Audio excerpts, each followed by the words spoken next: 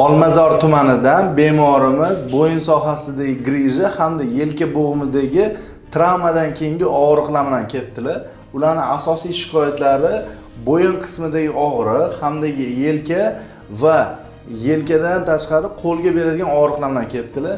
Narsalarni usholmayapman, yaxshi ko'tarsam og'riq bo'lyapti deyaptilar. Mana buni chap qo'llarda ko'rsatamiz. Buni chap qo'lingizda ko'tarib ko'rsating. Hozir og'riq bormi? Yo'q, bunda og'riq yo'q. Endi o'ng tarafda. O'ng og'riydi. Meni yaxshi ko'tarib qila olmayapman. Buningizda og'riq bor. Bularni biz 10 kun davomida lecheniya qilamiz, lekin lecheniyadan oldin hozir biz bularni stimulyatsiya qilamiz.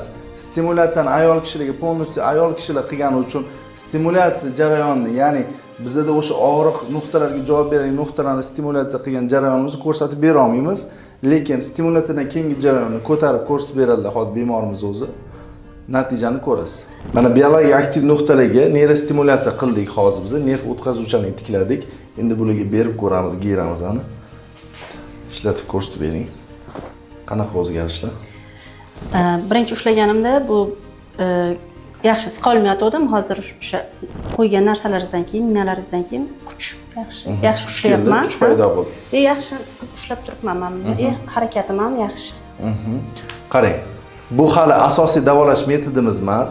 Biz faqatgina hozir igla terapiya yordamida nerv o'tkazuvchanligini yaxshiladik. 10 kun davomida bular elektroakupunktura oladilar. Infrakrasniy облучение qiladi. Eng chuqur mushak bo'g'imdagi shamollashni olish uchun. Udarno-volnovoy terapiya qilamiz. Mushak bo'g'imdan to'lqin bilan davolaydi. Eski hujayra o'lib, o'rniga yangisi kelishini ta'minlab beradi. Tesla magnit yordamida davolaymiz. Massaj apparatlar yetib borolmaydigan chuqur mushak, chuqur nervlar bor.